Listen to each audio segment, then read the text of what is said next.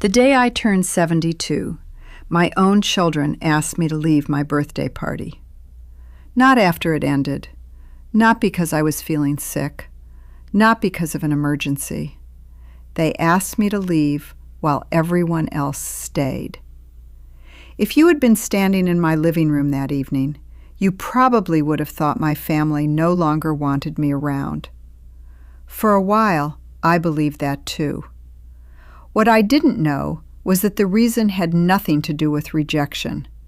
It had everything to do with a promise my husband had quietly carried for nearly 50 years. My name is Margaret. I've been married to my husband Thomas for 49 years. We have 2 wonderful children, our son David, our daughter Anna. Life wasn't always easy. There were years when money was tight, years when Thomas worked 2 jobs, years when I wondered how we'd pay the mortgage. But somehow we always found our way back to one another. Thomas used to tell me, as long as we're together, we'll figure it out. And somehow, we always did. Birthdays had become quieter over the years. The grandchildren were older now. Everyone had busy lives. So when Anna called and insisted on hosting my birthday at our house, I was genuinely touched. "Mom," she said, "you are not cooking this year." I laughed. "Then who is?" "Dad's on the grill." I laughed even harder. Oh dear, that might be dangerous. Thomas overheard me from the kitchen. "I heard that." Everyone laughed. It felt perfect. The house was filled with flowers. My favorite lemon cake sat in the middle of the dining table. Old family photographs covered one wall. Pictures from vacations, graduations, Christmas mornings, and one faded photograph from the day Thomas and I got married.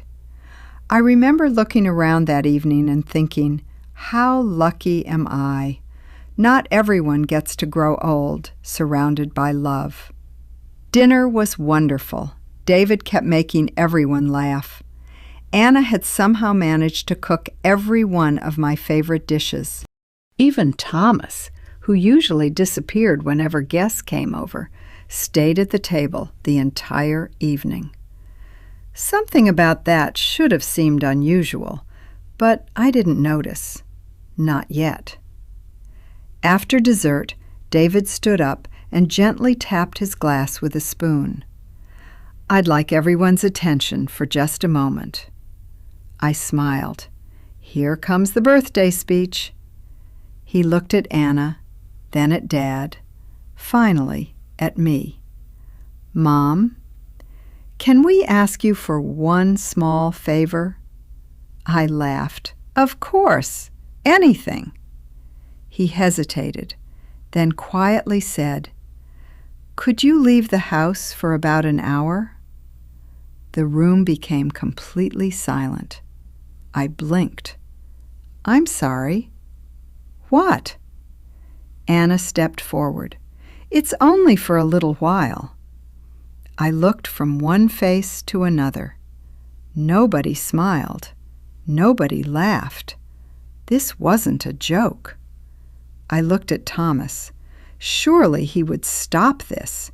Instead, he walked over to me, placed one hand gently on my shoulder, and said the words that hurt me more than anything else that evening.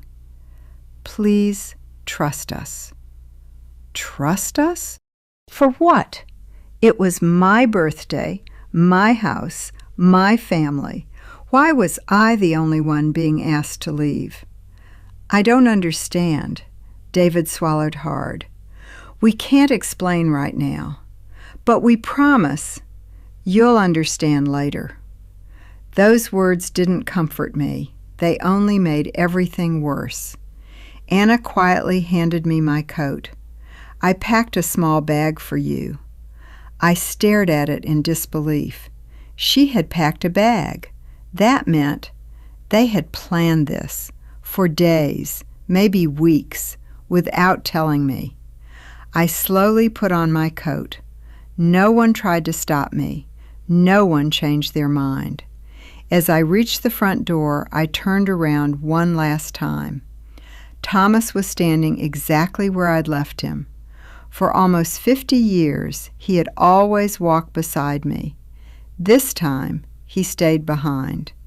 And for the first time since the day we got married, I walked out the front door alone. I had no idea that the greatest surprise of my life had already begun. I don't remember starting the car. I only remember sitting behind the steering wheel, staring at my own front door. Through the living room window, I could still see everyone moving around. They were laughing, talking, living their evening without me. For 72 years, I'd never felt like a stranger in my own home, until that night. I drove to the small park a few miles away. It was where Thomas had proposed to me 49 years earlier. Back then, we had nothing. One old pickup truck, a tiny apartment, and dreams that seemed much too big for two young people with empty pockets. Now, I sat on the same bench, wondering if I had somehow become the problem my own family no longer knew how to handle. I checked my phone. No messages, no explanation, just silence. After nearly 40 minutes, my phone finally rang. It was David. "Mom, you can come home now." That was it. No apology, no explanation, just, "You can come home." I drove back in complete silence. When I opened the front door, everything was gone.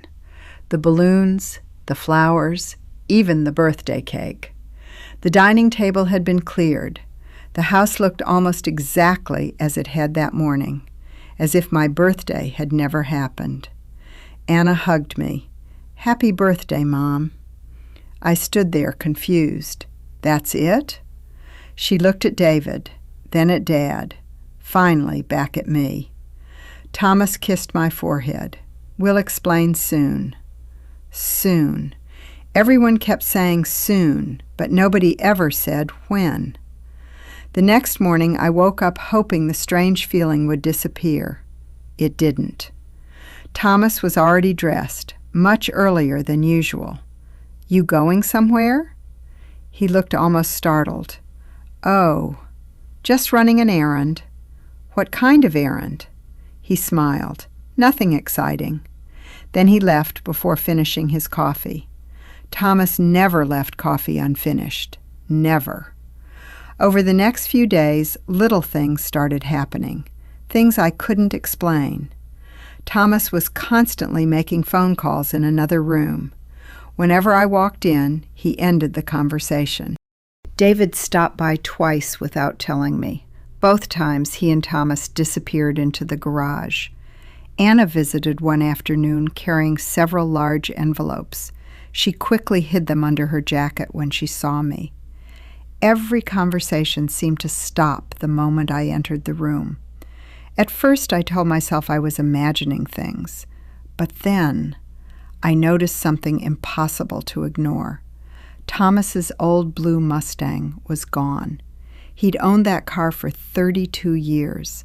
It wasn't just a car, it was his pride. He washed it every Saturday morning. He knew every scratch on the paint. He once joked, "If the house catches fire, I'm driving the Mustang out first." I laughed back then. Now, the empty space in the driveway made my stomach tighten. When he came home that evening, I asked the obvious question, "Where's the Mustang?" He froze for the smallest fraction of a second, then smiled. "I sold it." I stared at him. "You what?" "It was time." "No, it wasn't. You loved that car. He shrugged.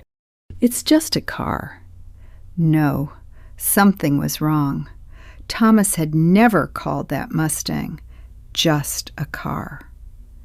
2 days later, I found an envelope on the kitchen counter.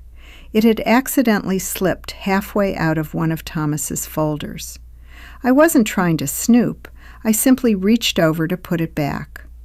Then I saw the amount. $18,500. My heart skipped. That was almost exactly what the Mustang was worth. Why would Thomas suddenly need that kind of money? And why hadn't he told me? I gently placed the envelope back exactly where I'd found it. For the first time in our marriage, I wondered if my husband was hiding something from me. That night, I barely slept because one frightening thought kept returning.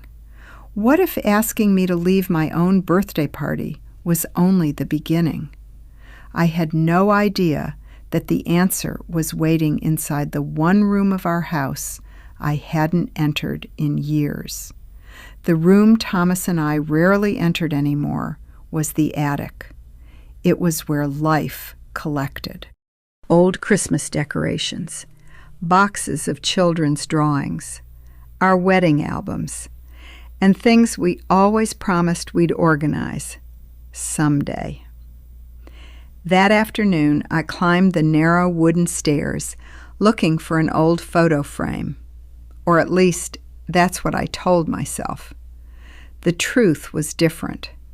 Something inside me kept whispering that whatever my family was hiding, the answer might already be somewhere inside this house. As I moved one dusty box aside, I noticed something strange. The old piano bench. It had been sitting in exactly the same corner for over 20 years. Now it was gone. I frowned. I looked around the attic again. The sheet music cabinet was gone too. So was the small reading lamp that used to stand beside it. I stood perfectly still. Those weren't things anyone threw away by accident.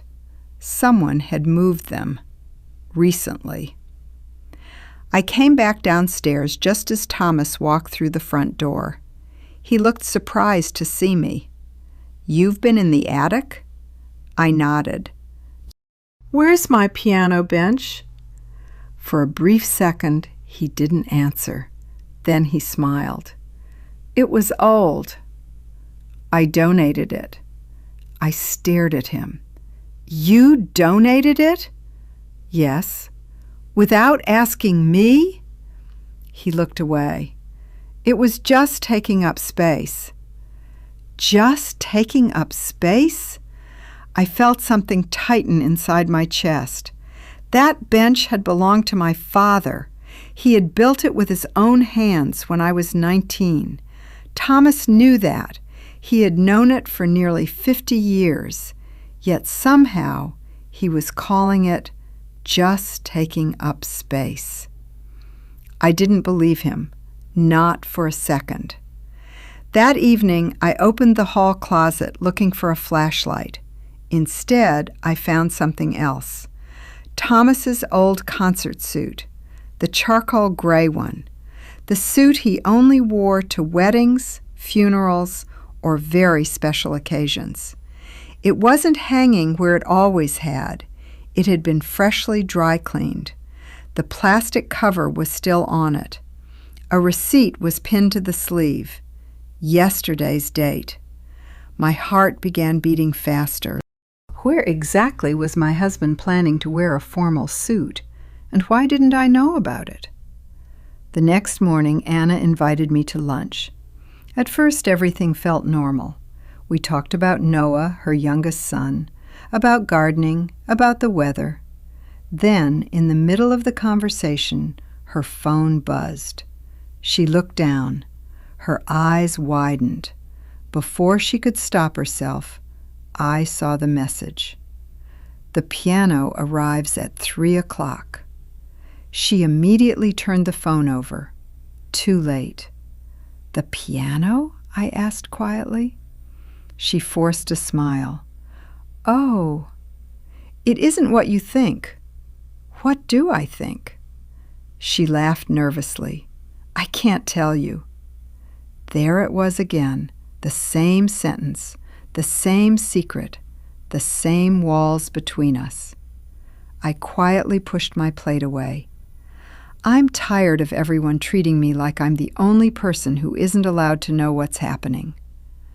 Anna reached for my hand. "Mom, if I tell you, I'll ruin everything." I slowly stood. I think whatever it is already ruined. That night, I couldn't sleep. Around 2 a.m, I heard Thomas get out of bed, very quietly, trying not to wake me. I waited. A minute later, I looked through the bedroom window. His truck was pulling out of the driveway. At 2 a.m, where could he possibly be going? The next day, I made a decision I'd never made in 49 years of marriage. When Thomas left again, I followed him. Keeping several cars between us, I watched him drive across town, past the grocery store, past the church, past the old library.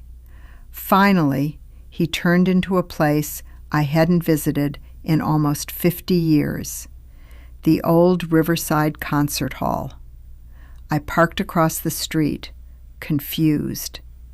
Thomas stepped out of the truck. David was already waiting for him. A delivery truck backed up to the side entrance. 4 men carefully opened the rear doors. Then they slowly rolled out something enormous, covered beneath thick black blankets. I couldn't see what it was, but whatever it was, Thomas reached out and gently placed his hand on it. The way someone touches something precious, something they have waited a lifetime to see again.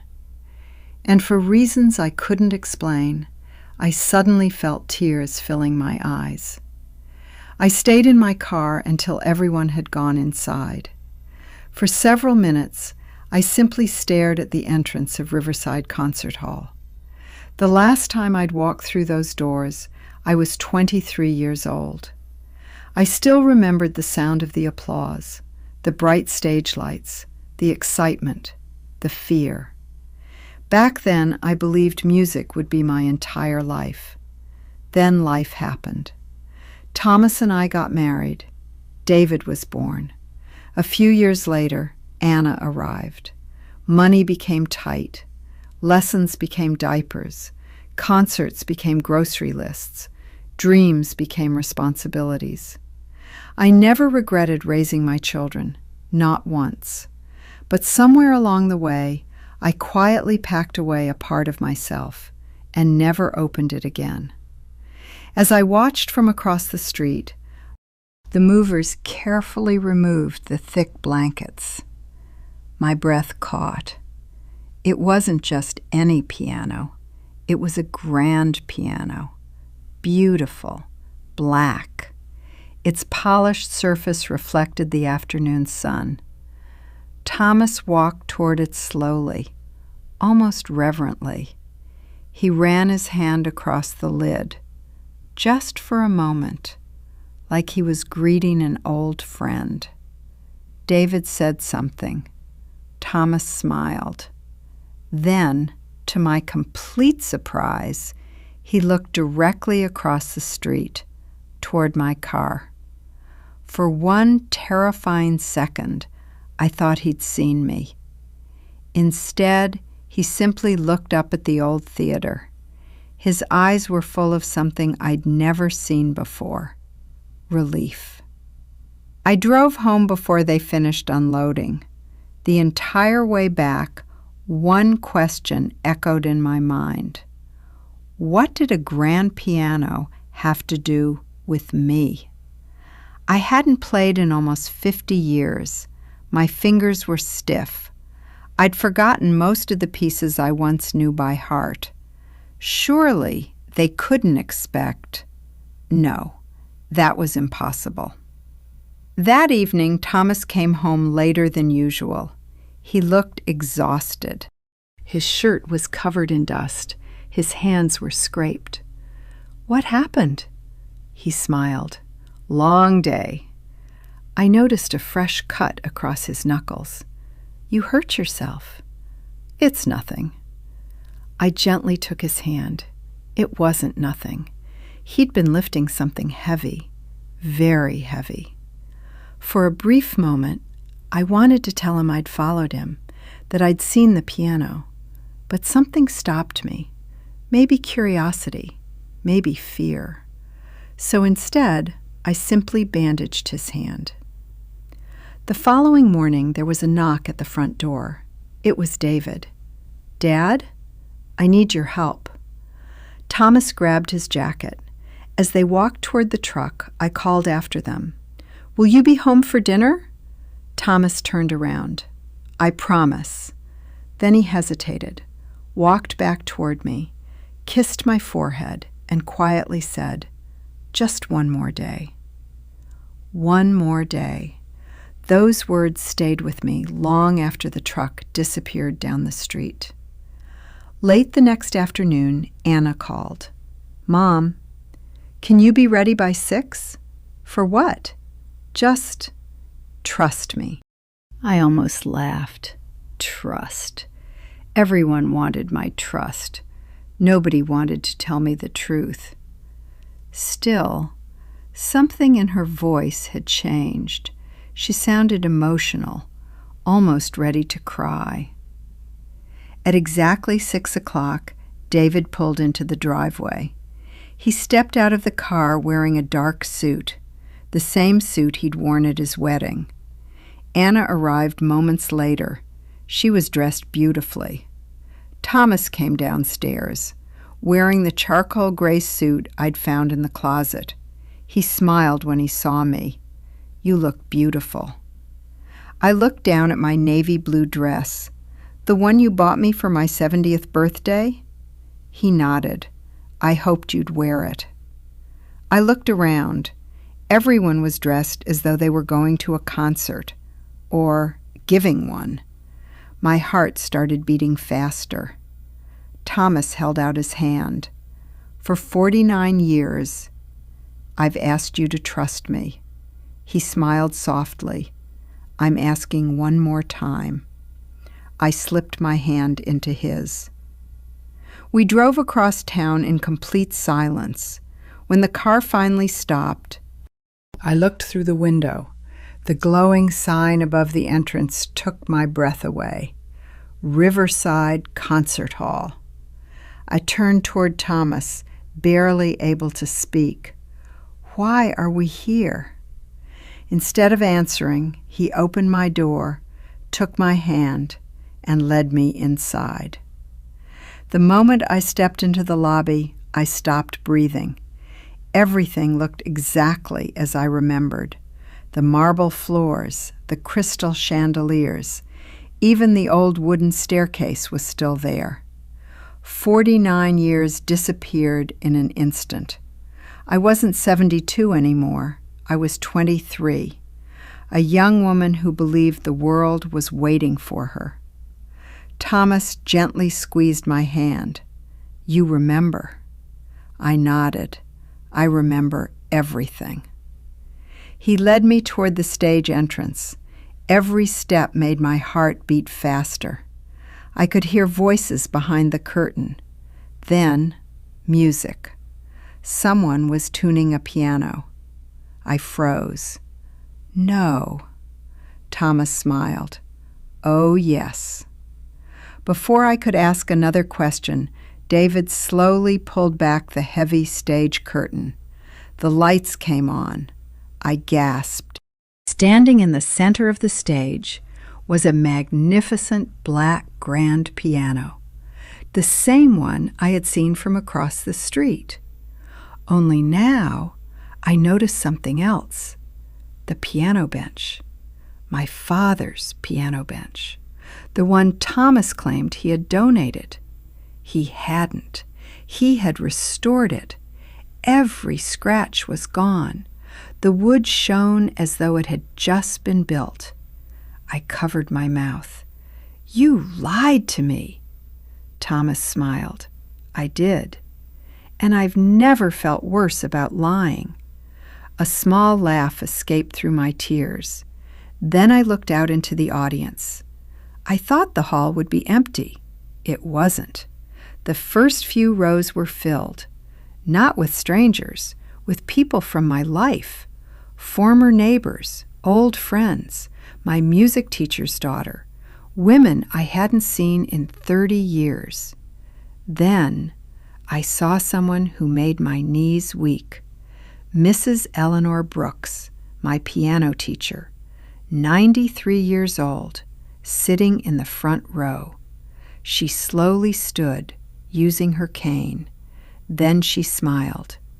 "I've been waiting a long time to hear you play again." I burst into tears. "I thought you moved away." She laughed softly. "I did. But some invitations are worth coming home for." I turned toward Thomas. "How?" He reached into his pocket, pulled out a small folded piece of paper. It looked old, very old. He carefully unfolded it. "I found this while cleaning the attic." I recognized it instantly, my handwriting. It was a page from my journal, 49 years ago. Thomas handed it to me. One sentence had been circled. "One day I'll play on that stage again, even if it's only for one person." I looked up. "I wrote this before we got married." "I know." "You remembered?" He smiled. "No. I never forgot." He took both of my hands. "When David was born, you put your dreams aside. When Anna was born, you packed them away completely." I kept telling myself, next year, when life slows down, when the kids grow up. But next year became 49 years. His voice trembled. "So, I decided I wasn't going to let 50 happen." I could barely speak. "The Mustang," he nodded. "I sold it.